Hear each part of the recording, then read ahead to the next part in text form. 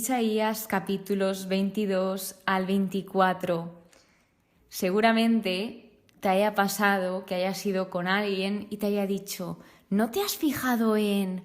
o te has fijado en todo menos en lo más importante o menos en este detalle que es donde tenías que fijarte? Algo semejante ocurre en estos capítulos donde se está hablando de unos oráculos, de unas profecías de Isaías sobre los pueblos extranjeros, pero vemos que también habla del mismísimo pueblo, como en el capítulo 22 que habla sobre Jerusalén. Y aquí Isaías está anunciando la próxima catástrofe. Jerusalén era llamado el Valle de la Visión, dado que era un centro para la adoración a Dios y además era donde se encontraban algunos de los profetas de Dios. Entonces, pues ahí vemos esa relación entre estos nombres. Isaías empieza describiendo el cómo se encuentra y dice que él iba a llorar amargamente.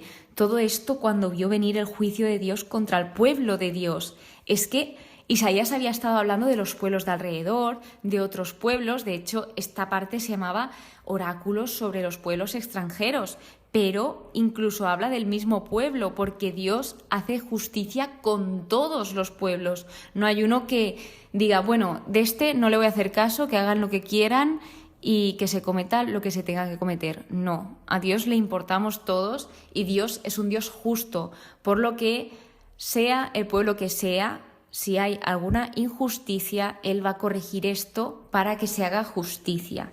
Luego se narra cómo el pueblo pudo contemplar, pudo ver, se puso las pilas, empieza a hacer todos los preparativos incorrectos, ojo, para una batalla venidera, porque ellos fueron avisados. Entonces se empezaron a preparar, pero no lo hicieron de la forma correcta. Y es lo que nos dice el versículo 11.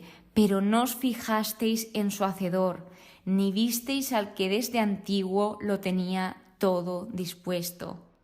Ellos se fijaron en todos y cada uno de los detalles para protegerse, para defenderse. Sin embargo, se dejaron al más importante, dejaron de lado a Dios.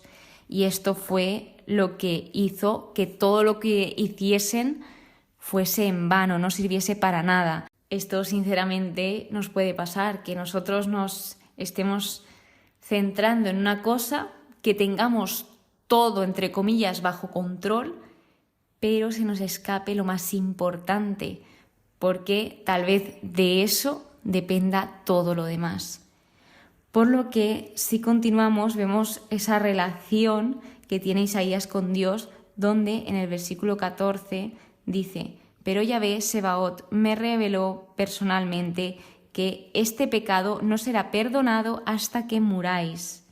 ¿Y cuál era el pecado? El pecado que había era el ignorar a Dios, dejarlo de lado, y negarse a humillarse, negarse a arrepentirse, sino ese orgullo, esa soberbia por encima de todo. Ojo, porque en el mismo capítulo se encuentra el único oráculo de Isaías referente a una persona en particular. Estaba hablando de pueblos, pero ahora habla de una persona. Y esta persona era Sebna. Él era el mayordomo, el escriba, el tesorero del rey Ezequías. Sin embargo, lo que sabemos de él es que no compartía los principios piadosos de este rey.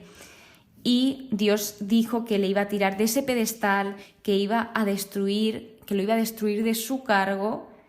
De todos modos, este cargo no se quedaría vacío porque Dios llamaría a Eliaquín, iba a llamarlo, y él sería el asistente del rey Ezequías, el mayordomo de palacio. Sí que soy a hablar de él en segundo libro de Reyes, capítulo 18, y nos dice el Señor que Eliaquín sería como un padre para el pueblo.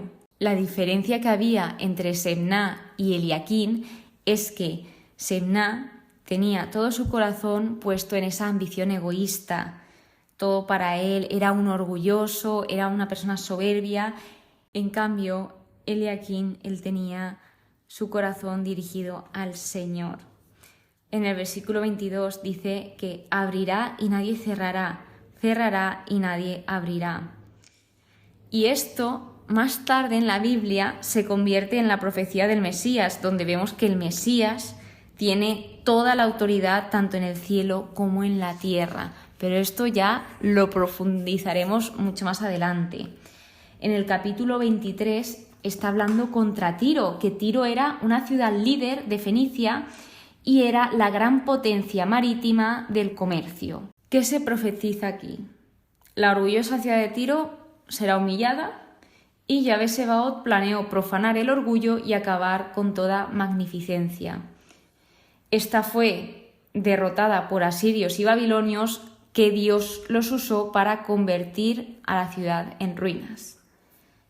Luego nos habla de esa promesa de restauración, que no quedaba todo aquí, sino que después de 70 años que esta ciudad sería olvidada, lo que pasaría era que Yahvé la visitaría y volverá a ser recordada, volverá a cobrar servicios y, sin embargo, su mercadería y estos servicios serían consagrados a Dios y servirían para que los que moran junto a Yahvé coman hasta saciarse y vistan espléndidamente.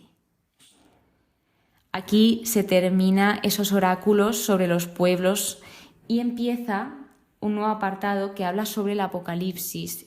Este lo empieza el capítulo 24, que trata sobre el juicio de Yahvé. Estos capítulos son los más tardíos de Isaías, los que hablan de ese juicio final. Entonces, está hablando de que los habitantes profanan la tierra, quebrantan el pacto, es decir, rompen sus promesas, rompen esa promesa que hicieron con Dios, falsean el derecho, están siendo injustos, tratando mal a personas. Así que, por culpa del hombre, por esos pecados que están cometiendo y esos errores y esas formas de tratar a los demás, entre muchas otras cosas, se hará justicia. En unos ejemplos de lo que pasaría, se nos dice: se lamenta la gente que se divertía, amarga el licor a los que beben, solo queda desolación.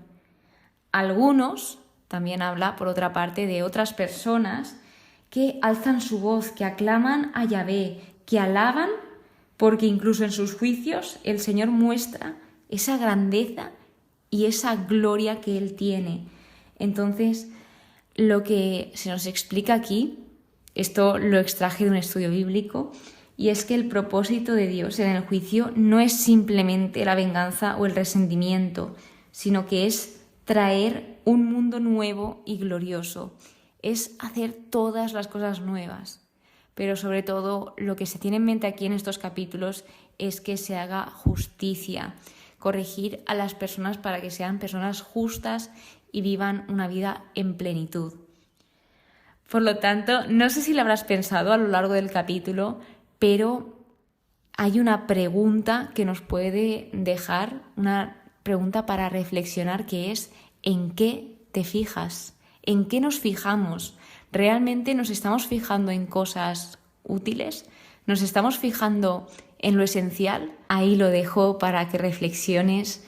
Y no me quiero ir sin darte las gracias por estar aquí. Muchísimas gracias por escucharme. Espero que pases muy, pero que muy buen día y que Dios te bendiga.